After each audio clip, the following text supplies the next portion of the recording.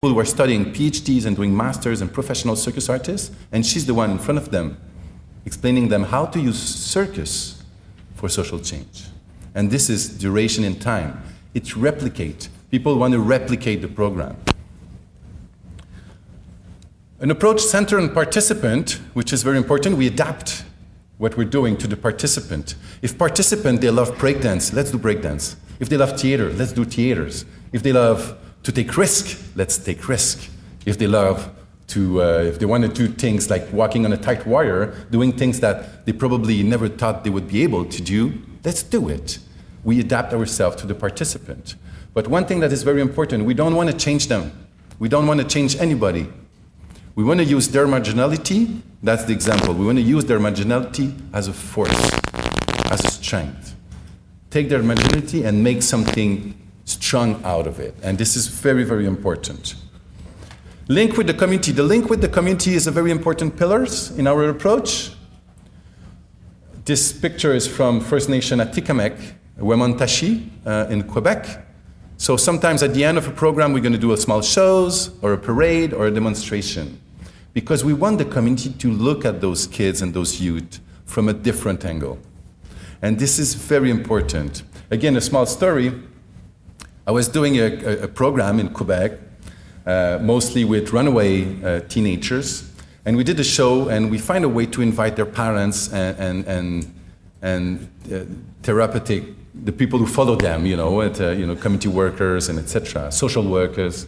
We invite them, and they came to see the show, and I was working with that guy who was a little bit aggressive. And he did the show, and his parent, his mother, came to me, and he said, I've never seen my kid that is 19 years old from that angle. I discover a new person. And that's where the magic starts. When the image change, when we can see each other from different angles, not only from a straight angle. And this is very, very important for us. I saw that you have a booth from Doctor Without Border here, somewhere. We partner with Doctor Without Border in South Africa and Zip Zap Circus School for a program for HIV prevention. We have the same. In the township, in Kalicha Township, the HIV kids, they don't want to go to the clinic from Doctor Without Borders. Because if they go to the clinic, all the community will know they have HIV. And they're born with HIV. They didn't contract it. So they don't want to go. Because if the community know they have HIV, what happened? They get point finger, sometimes throw rock at them. They get very excluded. So they don't want to go, even if the medicine is free. So what did we do with Doctor Without Borders? We transformed the clinic into a circus place. So the kids, they can come, they come to a circus workshop, and during the circus workshop, they go get to see the doctor, and then they go out. And now what happened? They go in the township on a unicycle. They get pointed finger, but the relation change with the community, and this is very, very important. This is also trying to offer a different relation with an adult. A different relation, not the same relation they have with teachers, with policemen, with their parents. Here you see a dad working with his girl. The girl have to trust them. It's not about do your homework, go sleep early, clean up your room. No, it's working together, trusting each other. When you see a dad working with the girl, with his girl like this, something is happening also. So that relation, offering a different relation with an adult. Make believe the young kids that adults are nice people. Sorry, does it make sense? Okay. You're nice, you're very nice, everybody's nice. Collaboration between social and circus, I talked a little bit about it. It's not the social worker or the community worker, street worker, it's not about bringing kids to a circus and let it there and go take a break. No, no, no. It's being active in the workshop. It's working with us in the workshop together. And this is very, very, very important. It is not recreational circus. So here on the picture, that is New York gang prevention program. You have a social worker, you have a circus trainer, they work together. When a group of young participants see a social worker, community worker on a trapeze feeling fear, that's you. The relation becomes very strong. The trust relation become very strong. Doing the clown together, it's very strong. So the circus instructor will be there maybe 2 times a week for 2 hours. That's it. But the social worker, the community worker, the street worker, he's gonna work with them all week long. So if they clown around in a workshop together, it's not easy. I know it's not easy, but that's the fun out of it. When you do clown together in the workshop, the next day when you crisscross in the streets or in the center, you have something to talk about. There's a connection. You accelerate the trust between you and the participant. So the last pillar is very important, is partnership. We always work in partnership, so we don't do any program alone. We work with local organizations, circus organization. We have some of them here, so I'm very happy that they came. We work with social centers. We work with NGO, and etc., etc. Partnership is fundamental, working together. It's not always easy, I have to say. It's different worlds, but everybody have to make an effort because together we can go much, much, much further. So those are the 7 pillars: a fun and safe place, expression and creativity, collaboration between social and circus, an approach centered on participant, duration over time. Duration over time is very important. There's a lot of programs going for 1 week, intensive 1 week, and it's fantastic. Keep doing it, it's great. But duration, the motto of Cirque du Monde is duration over time, over 6 months, 3 months, years. It's very important. Links with the community and partnerships. So as you see, we work with 3 different, we work on 3 aspects. The physical aspect, the body, feeling your body, living in your body, accepting the limitation of your body. The body as the thing, the anchor in your life. We work on the emotion, expression of your emotion. I'm not sure about this one. Expressing your emotion. Thank you. Okay. Feelings, but also feelings for others. Psychological. Making the youth develop the psychological dimension of seeing problems and thinking about what they're living. I'm going to show you a little video. I clicked and then it started. I'm going to let the talk to a program we've started in Vancouver last summer. Canada and Cirque du Soleil came up with an amazing program for our village here in Vancouver, and they developed a program called Social Circus where we engage the kids twice a week and help them develop resiliency skills, because a lot of the kids who are in care right now at the moment in British Columbia are having a hard time transitioning out of care and into independence, and so we're hoping to build and develop skills that the kids can learn to help them overcome challenges they face. We're so pleased to have it in our backyard. Our village in Surrey, 5 homes on a 2.5-acre campus, is just the perfect setting for the social circus. We have lots of room in the backyard to spread out and run around. We have lots of room to experiment. But more importantly, between the 45 kids in our village, we've got lots of kids who need a chance to get ahead. So I'm here for a week in Vancouver to work with the team of SOS Children and the team of Vancouver Circus to launch the project, so to facilitate, give them training, coaching on social circus. We take social workers and circus artists, we make them work together to use circus as a tool to build resilience with the kids. So teaching these kids not necessarily to become professional circus artists, but to understand that they're good at things and they can build things and they can feel accomplished about the fact that they are valuable. It doesn't matter if you juggle 5 balls, 10 balls, or 1 ball. The important is by juggling 1 ball, you learn to focus, you learn to exchange balls with other people, you learn to pick up the ball. That part of life is dropping and trying again. I'm beginning to see a strong sense of family amongst the kids, so we are overcoming some resiliency skills, but we are also overcoming separation on any form. The kids more than ever feel like siblings together in this program. They feel that they want to succeed together, that they want to do everything together. And even when social circus is not on the days that it isn't on, I see the kids kind of doing the circus things or playing the circus games, and it's making me feel a huge sense of unity, more so than, the kids kind of doing their own thing or, being apart from each other. And for me, that's a huge success.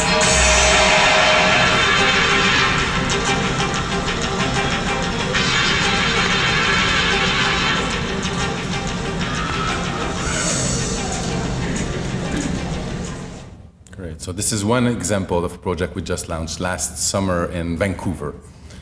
I saw I have only 5 minutes, so I'm going to go quickly. What we do, she said no? Don't go quickly. Okay, so talk with Jillian. Then you can address questions. Oh yes, okay, so I'm going to take 8 minutes, then we're going to go to the questions. This is Circus, Liberty. I express myself, I'm very current with my speech. So what we do, well, for sure we invite, when we have a show in town, we invite people, we invite all the kids for free. They can come and they see and they get inspired, and the artists want to do different things. And so we have different ways of leverage this action. But one thing that we do a lot is capacity building. Training trainers, offering training, not only for circus artists, but also for street workers or social workers. We want to give training, and it's a multiplier effect. So we have a training, it's 2 weeks long, and we offer this training so people can learn from it, not only learning from us, but learning from each other, and we learn also from them, and we share that knowledge. It's the knowledge of how to use circus arts at the service of a social goal. And it's a multiplier effect, because if you train 10 trainers, they will train 20 instructors that will train hundreds of different kids and youths and different people. So we try to do this legal pyramids that goes and it's multiplying. And it's working because now we see, it's been 21 years, and me, myself, it's been 20 years I work with Cirque du Monde. And now we see kids that we've trained, or youths, or adults, that replicates the project. And they start their own project. And they go and they knock doors at Dropping Center and say, you know what? I know circus, and I can do things for you because it worked for me. And this is fantastic. This multiplier effect is very important. I can talk to you all day long about many, many different stories about my experience, and I'm available during all day if you want to talk about it. But what is very interesting in the last years is that we have a lot of research and a lot of data proving that it's working. And that is what is amazing. So just in the last year, more than 15 research were done on social circus and the use of circus around the world. I'm just gonna name some of them, not all of them, for sure. One study has been done with art-based rehabilitation group program for youth with stabilize. You understand? Psychiatric disorder, and that was done in St. Justin Hospital. I'm gonna take 2 minutes to tell a little story on this one. I started that project 3 years ago. We work with a lot of young teenagers who have eating disorders. And so I've decided, I was talking with the psychiatric guy, the psychiatric specialist, and thinking like, okay, and I said, well, let's work on the reappropriation of the body. Let's work with the body, That's, eating disorder, body, anorexic, okay. And he said, yeah, that's a good idea. Let's use human pyramids. We're going to make human pyramids. People will feel their weight, feel their muscle, and etc. So I started working with the youth, with the teenagers, and one day I did the pyramids. So first floor, 3 person on their knees, the pyramids. You all did pyramids in your life, no? You should do it again. It's very nice to do. So do first floor, then we did the second floor, second step, and then I look at the rest of the group and I say, who would like to go on the top?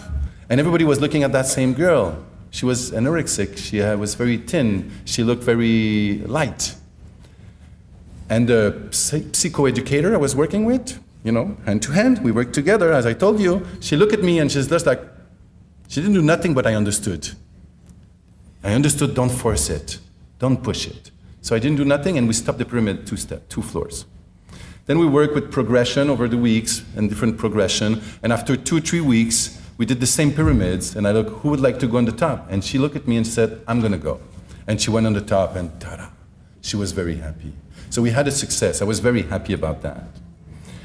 But what happened is 3 days after that, the psychiatric specialist, the therapist from the hospital, he came to me. And he asked me, Mr. Bochud, he called me Mr. Bochud, not Emmanuel, Mr. Bochud. That start, it started like, oh, what's gonna happen? And then he told me, what are you doing with my patient? And I was like, oh no. And I said, well, I just do circus. I do circus. I can tell you what I'm not doing. I'm not doing therapy. I'm not doing therapy. You're doing the therapy. I just do circus. And then he told me, that girl have never spoken to me so much. Normally it take me months before they talk to me. And we have something to work on. And now they come and they always talk about the circus workshop. They talk about what they live in the circus. And that gives me a lot of things to work on, to talk. So I was like, is that good? And he said, please, Emmanuel, keep doing it. So I was like, okay, very good. So that was one of the examples. This study finished last year, so it's available. There's other study, this is in Ecuador. It's done by UBC. Now I can, Social Circus, Ecuador, Health and Equity Research. The study was finished at the start of this year in January, so they are, reviewing, universities. Sometimes it takes time, so probably we'll have the result in 2018, I guess. Sometimes it takes time, but it's normal. It have to take time. So now it's reviewing, peer review, and etc. Cuerda firme, social circus to develop employability skills. Very important. It's finishing right now. So in 2 weeks, we're going to launch the documentation about this approach. How to develop soft skills through circus. This is very innovative. Not to work into the circus, just to develop skills to work in any day job. Very interesting research. And this one is amazing. I'm going to read it. Impact of social circus on the optimization of social participation of young adults living with physical disability in transition to adult life. This was finished last year with the Centre Lucie Bruno in Quebec. Now they just changed everything, so I cannot say the real name because they changed everything. But it's an amazing research, an amazing result. They win a lot of prizes in Canada in the last years. And now they're thinking about reproducing this project in different rehabilitation centers in Quebec and in other places in Canada. It's amazing result, very inspiring. So there's a lot of research like that. I could talk for a long time on this. But I just want to finish by saying again that when you take two words, different words, and you try to put them together, it doesn't seem always natural. But when it works, it's very powerful and very innovative. And creativity is very important. Finding new ways to work with the new generation is very, very important because your work is very important. Social work is very important. And human race, that wasn't bad. I'm going to try to say that. I really believe that human race, for the last 200,000 years and more, since the Neanderthal?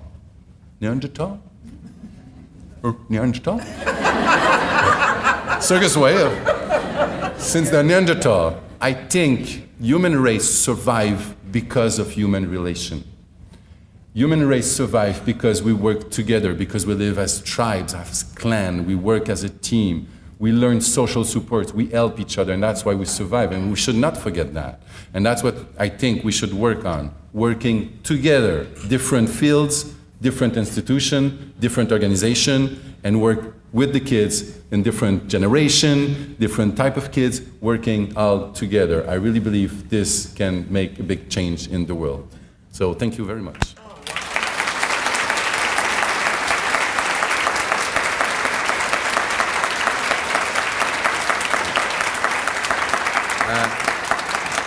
I think we have time for questions. If anybody would have questions, I'm available right now, and I'm going to be available all day long. Yes, please. Maybe you could come. There's a mic for the other people to hear you.